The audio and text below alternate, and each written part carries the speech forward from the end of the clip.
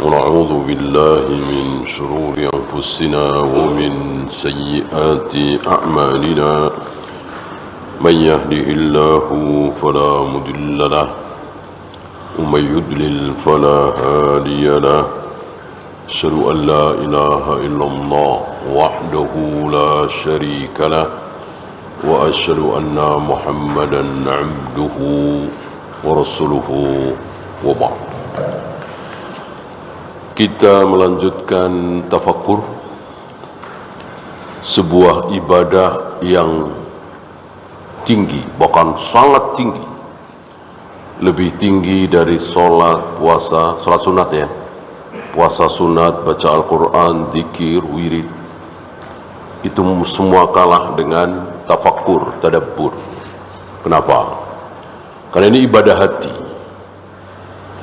Ibadah hati, kita tahu amalan hati lebih dicintai oleh Allah daripada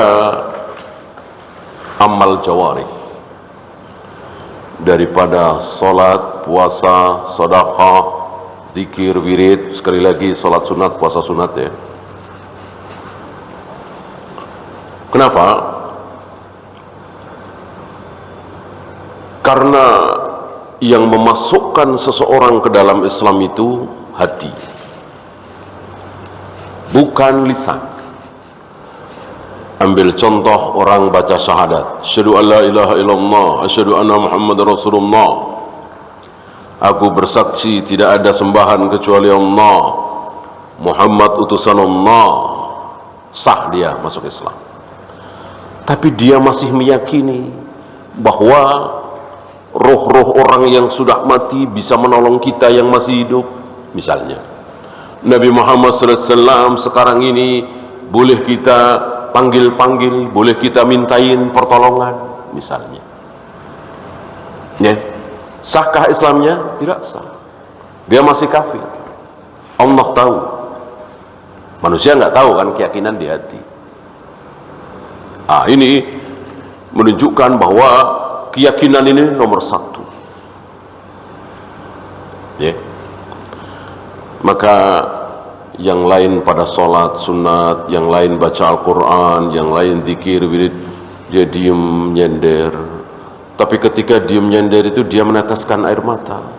Dia takut sekali dengan ancaman Allah berupa neraka. Dia ingin sekali masuk surga. Dia merasa begitu sedikit ibadahnya kepada Allah. Ini lebih besar daripada orang-orang yang sedang salat sunat, puasa sunat, baca Al-Quran, zikir, wirid, dan seterusnya. Kenapa? Karena ini hati. Kan nggak mungkin mata menangis tanpa hati. Mata menangis, air mata keluar tanpa hati, ya sandiwara namanya, sinetron namanya, ya kan? Tidak ada artinya apa-apa. Terakhir kemarin kita bahas Abu Jahal, Abu Lahab dan teman-temannya diajak oleh Allah, coba jangan rame-rame, jangan ngumpul bareng orang-orang kafir Quraisy, udah berdua saja atau sendiri. Coba tafakur, coba mikir, coba bayangkan Muhammad ini siapa. Apa iya selama ini dia orang ambisi, jabatan, ingin terkenal, ingin viral, kemudian dia bakhil, dia sombong? Coba mikir, kira-kira begitu. Muhammad ini siapa? Kan kamu kenal dari kamu kecil, dari Muhammad kecil. Kan tahu siapa dia. Pernah dia bohong? Pernah dia berkhianat? Pernah dia melakukan sesuatu yang tercela? Berzina misalnya, minum khamar, mabuk, berjudi?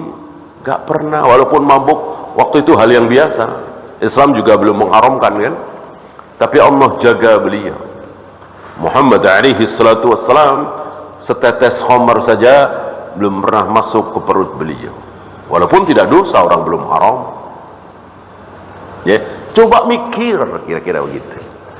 Tapi jangan rame-rame, sebab kalau rame-rame begitu keluar gengsi, asobia, malu kalau di hadapan orang banyak mengakui kebenaran anak kemarin sore, istilah kita kan.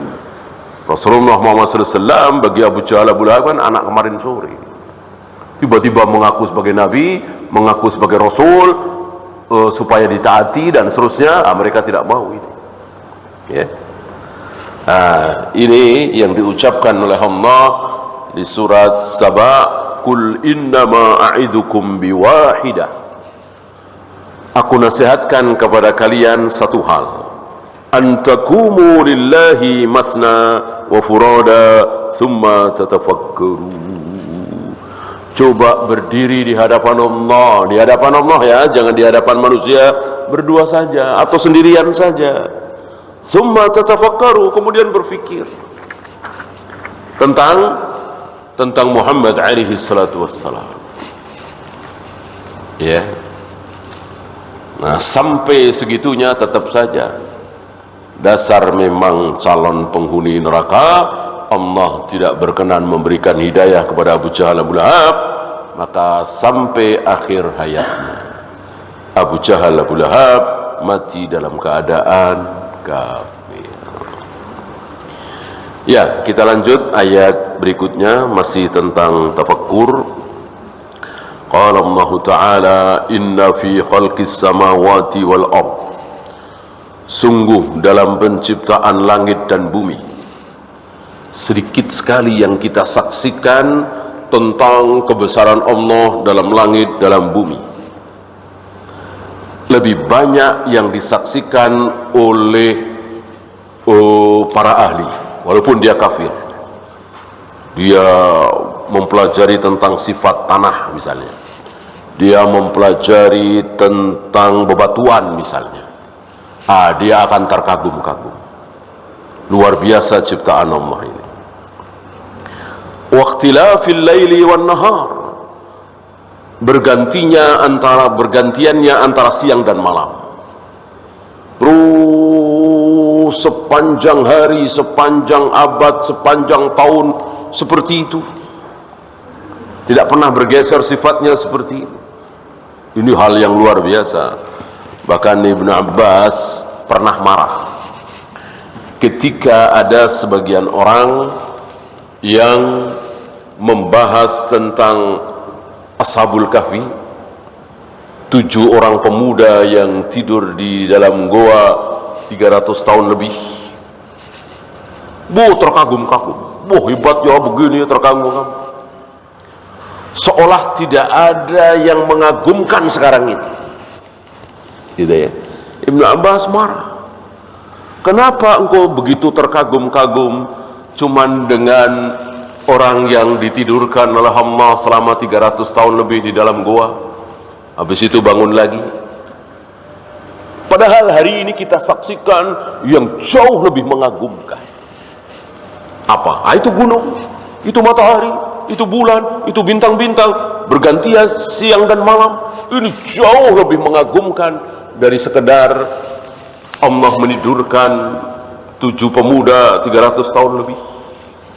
Bahwa itu mengagumkan, iya, betul sekali. Tapi ini jauh lebih mengagumkan. Cuman karena terlihat setiap hari, ya menjadi biasa. Dan begitulah manusia. Ketika merasakan setiap hari menjadi biasa. Kalau sekali-sekali seolah luar biasa. Ya. Seperti sebagian saudara-saudara kita ketika di Mekah misalnya, seolah dia nggak mau salah. Di Jumrah ngapain nih? Di Marwah ngapain nih? Di sofa nih? Wah, luar biasa dia perhatikan. Dan tentu itu tidak salah. Yang salah apa? Yang salah sholat 5 waktu. Ya. Yang salah sholat 5 waktu. Ketika dia di rumahnya setiap hari mendengarkan azan. Dengan begitu entengnya, masih lama. Asar masih lama. Dia tunda-tunda sholat duhur. Sudah masuk asar, maghrib masih lama. Dia tunda-tunda sholat asar ini. Ketika di sofa salah, di Marwah salah, di Hajar Aswad salah, Allah marah. Tapi Allah lebih marah lagi. Sholat 5 waktu. yang mestinya dia perhatikan. Nah, kenapa? Karena itu setiap hari biasa saja udah. Di Mekah kan belum tentu setahun sekali, 2 tahun sekali. Wah, mereka perhatian betul. Bahkan belum adzan sudah siap-siap, belum adzan sudah sampai masjid. Tentu bagus. Yang tidak bagus, kenapa di situ doang? Kenapa tidak dibawa pulang ke Jakarta, ke Bandung, ke rumahnya? Jadi beda jauh.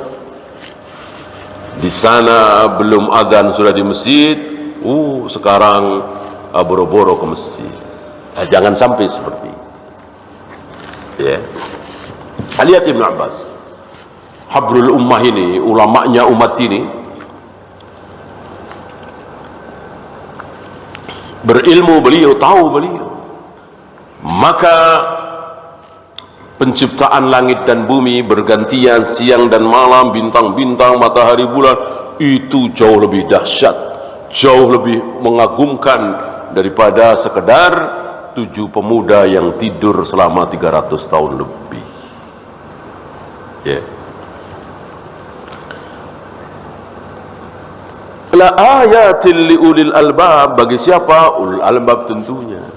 Karena tidak semua manusia, bukan tidak manusia lagi, tidak semua kaum muslimin itu ulul albab.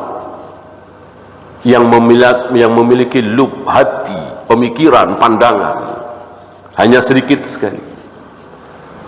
Maka sedikit orang yang terkagum dengan keadaan jagat raya alam semesta yang kita saksikan ini. Bagaimana sifat mereka? Alladzina yadhkuruna Allah, mereka mengingat Allah qiyaman wa qu'udan wa ala junubihim, saat berdiri, saat duduk, saat berbaring, saat berjalan, saat lari, saat ini, saat dia selalu ingat Allah. Artinya tidak melakukan hal yang haram. Orang yang melakukan hal yang haram, otomatis dia tidak zikir kepada Allah. Dia dianggap lupa kepada Allah walaupun dia ingat. Dia nekat melakukan hal yang haram. Nah, ini sifat-sifat ulul albab seperti itu. Jadi tidak jauh berbeda. Yang bukan ulul albab jauh berbeda. Ketika ruku, ketika sujud, begitu khusyuknya, begitu tunduknya, begitu ketemu atasan, jauh sekali. Dia berani berbohong misalnya. Begitu ketemu klien misalnya, jauh sekali. Dia berani sumpah palsu. Padahal saat sholat dia nunduk, dia taat. Betul-betul perintah Allah lewat sunnah Nabi SAW dia perhatikan. Begitu ketemu wanita yang bukan mahram, bukan pula istrinya, beda lagi. Jangan sampai seperti itu. Mau sholat, mau di rumah, mau di kantor, mau dimanapun, ingat kepada Allah, taat kepada Allah. Wa yatafakkaruna fi khalqis samawati wal ardh, dan dia bertafakur, bertadabbur, berfikir tentang penciptaan langit dan bumi. Bayangkan berapa juta, bukan berapa juta ya, berapa miliar ton beratnya si langit itu. Antum tahu kan, langit itu kan bukan seperti teori para ilmuwan. Karena teori para ilmuwan sepertinya belum pernah kita dengar dari para ilmuwan bahwa di atas sana ada dinding tebal yang tidak bisa ditembus, bahkan oleh Jibril dan Rasulullah. Jibril tidak bisa menembus. Ketika Jibril ingin naik, ingin menembus, terpaksa Jibril meminta tolong malaikat yang lain untuk membukakan pintunya dengan mengetuk pintunya. Di atas sana nggak kelihatan kan, bahkan berbagai macam alat yang begitu canggih hari ini belum sampai ke sana. Sepertinya kita belum pernah mendengar salah satu ilmuwan mengatakan ada pembatasan Jadi menurut penelitian selama ini, yang namanya langit itu ya bolong terus, nggak ada batasnya, nggak ada pembatasnya. Tidak mungkin kita tidak percaya sabda Nabi alaihi salatu wassalam ketika peristiwa Mi'raj. Beliau bersama Jibril, Jibril mengetok pintu supaya dibukakan. Ya. Berapa miliar ton itu tidak jatuh ke bumi, padahal bi ghairi amadin, kata Allah, tidak ada tiangnya satupun, tidak ada tiangnya satupun. Ya, kita segini saja tiangnya udah berapa, ya kan? Ini tidak ada tiangnya satupun, tidak jatuh ke bumi.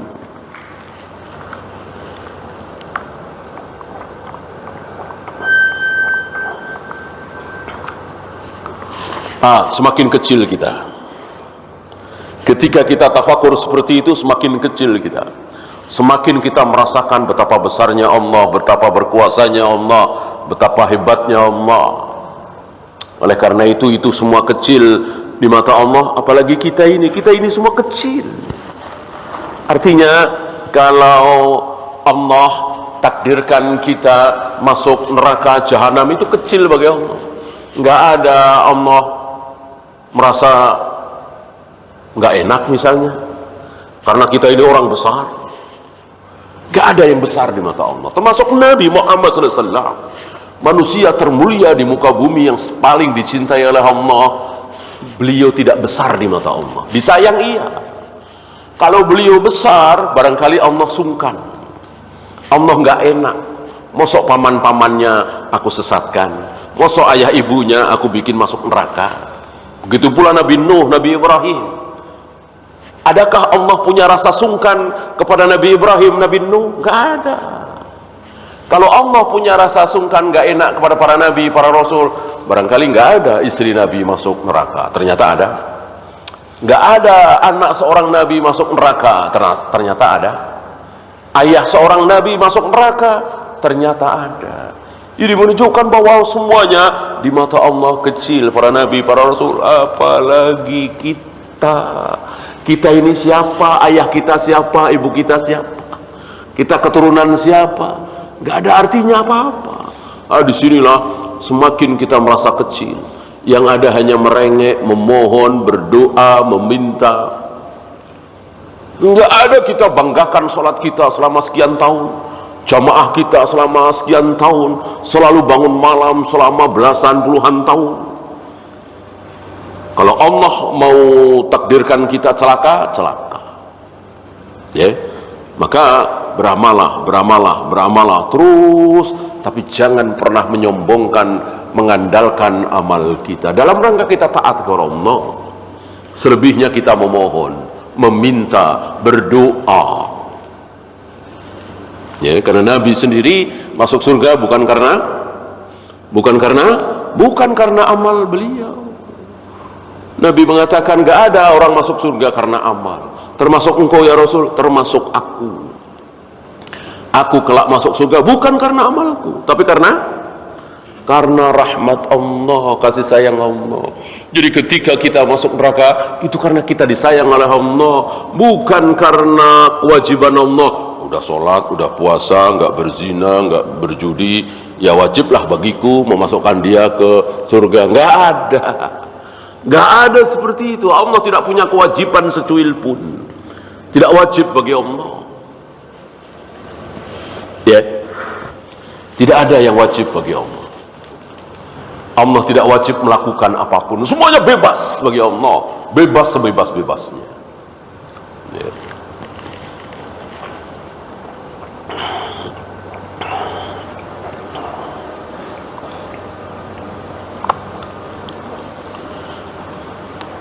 Rabbana ma khalaqta hadza batila. Ini ucapan seseorang setelah bertafakur, tadabbur, melihat alam yang dahsyat luar biasa. Rabbana ma khalaqta hadza batila. Ya Rabb, tidak mungkin engkau ciptakan ini semua sia-sia. Maka apapun yang kita saksikan dan di mata kita, di otak kita nggak ada gunanya, nyamuk misalnya, bakteri misalnya, virus misalnya, apalagi ulat misalnya, nggak ada gunanya, malah bikin ribet, bikin gatal, bikin sakit. Wajib kita ucapkan kalimat ini, Rabbana ma khalaqta hadza batila. Ya Rabb, tidak mungkin engkau ciptakan semua ini sia-sia. Nggak ada yang sia-sia, ya. Hanya kita aja yang bodoh, kita aja yang belum tahu, ya. Maka seperti tadi, kita masuk surga hanya karena rahmat, bukan karena amal. Ada satu riwayat, setiap kali seorang muslim masuk surga, setelah masuk surga dia melihat neraka. Allah perlihatkan neraka. Apa? Tempat tinggal dia mestinya. Ya, Allah memberitahu kepada si fulan yang sudah masuk surga, mestinya kamu di sini nih, di neraka ini. Lalu dia mengatakan, laula hadanallah, seandainya Allah tidak berikan hidayah kepadaku, niscaya aku masuk ke situ. Tambah nikmat ini, tambah bersyukur. Ya, orang ini tidak mengatakan, untung dulu saya sholat, untung dulu saya puasa, untung saya tidak berzina, tidak minum khamar, tidak berjudi, untung saya bisa menahan syahwat saya. Kalau enggak, saya masuk neraka itu. Enggak. Bukan itu yang dia ucapkan ketika dia sudah masuk surga dan dia melihat tempat tinggal dia di neraka. Mestinya di neraka. Apa kata dia? Laula hadanallah, seandainya Allah tidak berikan hidayah kepadaku, celaka aku masuk. Jadi hidayah, jadi Allah yang memberikan hidayah sehingga kita masuk surga. Sebaliknya, orang yang masuk neraka dan kekal di neraka, Allah tampakkan tempat tinggal dia di surga. Mestinya dia di surga, tapi dia di neraka. Lalu dia bilang apa? Protes kepada Allah? Tidak. Lau hadanallah, seandainya Allah berikan hidayah kepadaku. Coba kalau dulu Allah berikan hidayah kepadaku, aku di situ, di surga itu.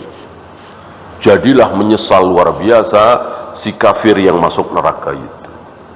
Si kafir ini nggak mengatakan, coba dulu aku tidak berzina, coba dulu aku sholat, coba dulu aku masuk Islam. Enggak.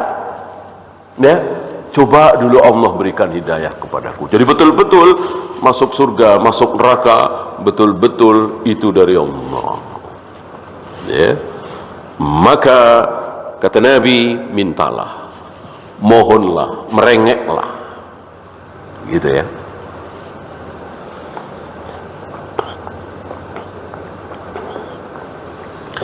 Rabbana ma khalaqta hadza batilan, ya Rabb, ya Allah, tidak mungkin engkau ciptakan semua ini sia-sia. Maka kalau kita melihat kesia-siaan dalam salah satu ciptaan Allah dan itu menurut akal kita, maka harus kita dustakan akal kita, harus kita buang jauh-jauh pikiran kita. Kita akui bahwa kita belum ada ilmunya, ya. Barangkali 400 tahun yang lalu, 500 tahun yang lalu, banyak orang mengatakan sia-sia nih. Ada nyamuk ini, untungnya apa? Nyamuk, ya, bikin gatal, bikin sakit, bikin penyakit. Untungnya apa? Sepakat manusia membunuh nyamuk. Kenapa Allah mesti adakan? Baru hari ini kita tahu, ya. Kalau seandainya di muka bumi hari ini tidak ada nyamuk, berapa ribu pengangguran itu, ya kan? Berapa ribu, berapa juta pengangguran itu yang pada kerja di pabrik obat nyamuk, ya kan? Ya tutup kan, pabrik obat nyamuk tutup. Ini salah satu hikmah yang mudah, yang gampang sekali kita lihat. Ya, ini tidak diketahui 400 tahun yang lalu, 500 yang lalu barangkali, sebelum ditemukannya obat nyamuk. Itu salah satu saja. Begitu pula virus, bakteri, ini, itu, yang di mata kita nggak ada gunanya sama sekali, malah berbahaya. Allah Maha tahu, kita bodoh. Wallahu ya'lamu wa antum la ta'lamun. Subhanaka fakina adzaban nar. Maha suci Engkau ya Allah, selamatkan kami dari neraka.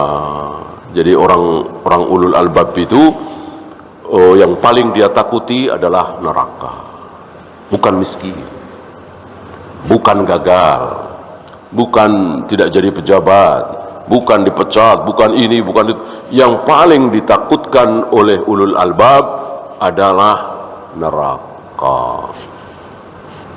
Sebagaimana para nabi, para rasul, yang paling ditakutkan oleh para nabi, para rasul alaihi wassalatu wassalam adalah neraka.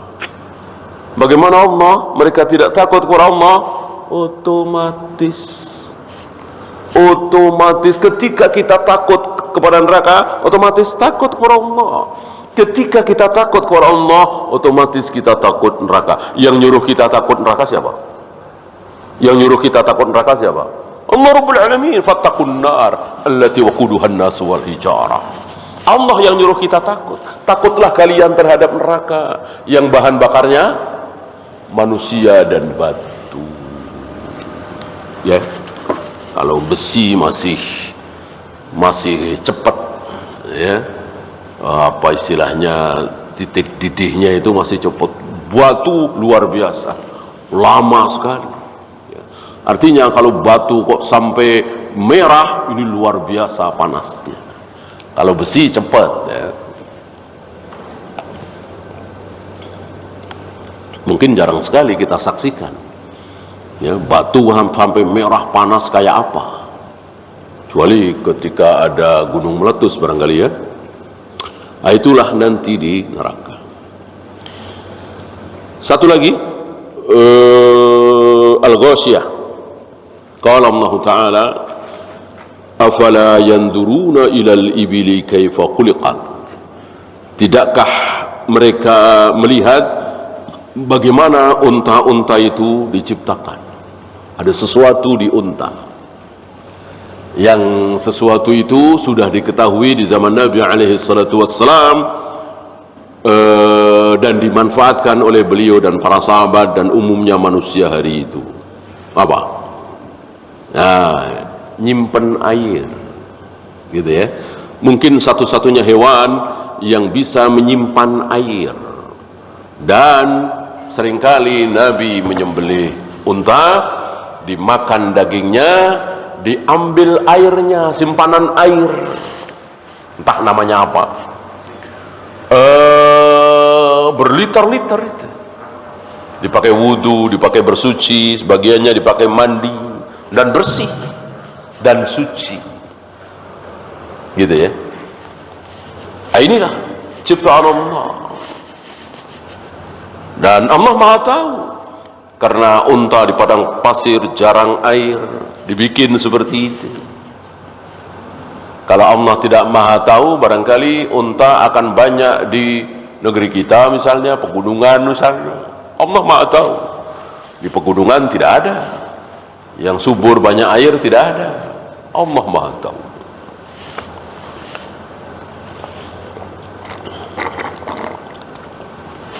Adakah selain itu? Tentu ada.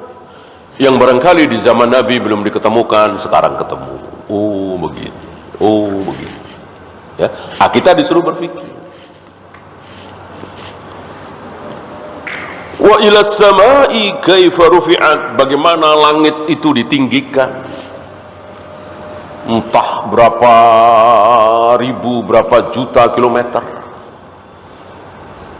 Barangkali antum masih ingat pelajaran dulu, ya, SMP apa SMA itu, katanya kumpulan bintang-bintang itu namanya apa? Galaksi, ya. Oh, berapa banyak bintang-bintang itu? Jutaan, tidak terhitung. Itu satu galaksi. Berputar begitu galaksi, ya. Nah, dari ujung galaksi sampai ujung galaksi berapa ribu kecepatan cahaya, gitu. Nggak bisa dibayangkan lah jauhnya. Itu baru satu galaksi. Ternyata semakin hari ditemukan ada galaksi ini lagi, ada galaksi ini lagi. Dulu kan cuman ada berapa, Andromeda, Bima Sakti, ada lagi. Itu baru langit pertama, belum langit kedua, ketiga, keempat, dan seterusnya. Betapa kecilnya kita ini,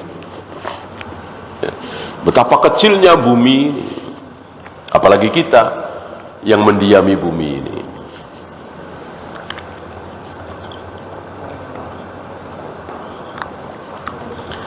Wa ilal jibali kaifa nusibat, bagaimana gunung-gunung itu ditegakkan, begitu tegaknya. Dan luar biasa sifat dari gunung-gunung itu. Ada yang berapi, ada yang tidak, ada yang begini, ada begitu. Semakin manusia mempelajari, semakin mereka tahu betapa maha pandainya Allah, betapa besarnya Allah. Wa ilal ardi kaifa sutihat, dan bagaimana bumi itu dihamparkan. Maksud dihamparkan adalah bisa dihuni. Maka memahami ayat ini mengatakan bahwa bumi itu tidak bulat, bumi itu datar seperti tampak misalnya, ya. Nah, ini kesimpulan yang buru-buru, ya. Maksud dihamparkan itu bisa dihuni. Ya, kita tahulah di pegunungan kan tidak dihamparkan, ya. Dihamparkan itu kan lapangan, ya kan, padang pasir mungkin. Di pegunungan kan ya tidak dihamparkan, tapi bisa dihuni. Ya, itu maksudnya. Artinya di pegunungan itu masih bisa dibangun bangunan, rumah, ya kan? Dan kita saksikan hari ini gedung-gedung, villa-villa, bahkan hotel di puncak-puncak gunung kan banyak. Walaupun rata-rata tanah pegunungan itu miring, kan begitu, tidak dihamparkan. Maka sekali lagi menyimpulkan ayat ini dengan kesimpulan bahwa bumi itu datar terlalu buru-buru, tidak tepat, ya. Cari dalil lain lagi kalau ada, ya. Saya kira para ulama di zaman sebelum abad kedua Hijrah sudah sepakat, sudah menemukan maksudnya, ya, bahwa bumi itu bulat, ya. Kalau ilmuwan kafir kan baru mungkin 200 tahun yang lalu atau 150 tahun yang lalu, Columbus itu, ya, yang menemukan bumi itu bulat. Para ulama sudah menemukan dari sebelum masuk abad kedua Hijrah. Ya, tentu bukan penelitian seperti Columbus, tapi membaca ayat-ayat Allah, membaca sabda-sabda Nabi, ya.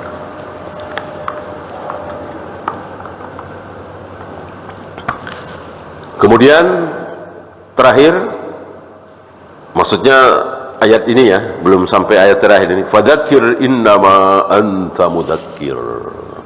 Maka berikanlah peringatan, engkau itu cuman pemberi peringatan ya Muhammad, enggak lebih. Bukan pemberi petunjuk. Ada orang kafir jadi beriman gara-gara engkau, enggak. Ada orang jelek gara-gara engkau jadi baik, enggak. Yang bisa membuat orang jelek jadi baik aku, kata Allah. Yang bisa membuat orang kafir jadi beriman aku, bukan engkau. Kalau engkau, ya enggak ada orang kafir di sekitar beliau. Apalagi manusia-manusia terdekat beliau, paman-paman beliau, bahkan paman yang sangat mencintai beliau dan dicintai oleh beliau, yaitu Abu Talib. Maka Nabi tidak bisa memberikan hidayah. Nabi cuman muzakkir, pemberi peringatan. Fadzakir innama anta muzakkir. Innama ini kan harful hasar, huruf pembatas. Artinya cuman pemberi peringatan, bukan pemberi hidayah. Hidayah itu taufik, tidak. Hidayatul bayan, iya. Ya. Yang terakhir, afalam yasiru fil ardi fayanduru, tidakkah mereka berjalan di muka bumi ini, lihat-lihat, lalu mereka menyaksikan. Ketika mereka berjalan di muka bumi dan menyaksikan, bisa mengambil pelajaran, ya. Di sini pernah ada satu kaum yang luar biasa, bangunannya luar biasa. Sekarang mati semua, dimatikan oleh Allah sekaligus dengan satu teriakan, ya. Bertambahlah iman kita, kuranglah kesombongan kita. Syukur-syukur hilang. Nah, banyak dari kita ini yang sombong, merasa cerdas, merasa jenius, merasa pintar, merasa hebat. Gak ada apa-apanya ternyata di hadapan Allah Rabbul Alamin. Beliau mengatakan ayatnya banyak, tapi beliau cukupkan sampai di sini. Dan hadisnya pun beliau tidak bawakan. InsyaAllah setelah ini kita masuk bab baru, bab ke-10. Bersegera dalam ketaatan. Ya, itu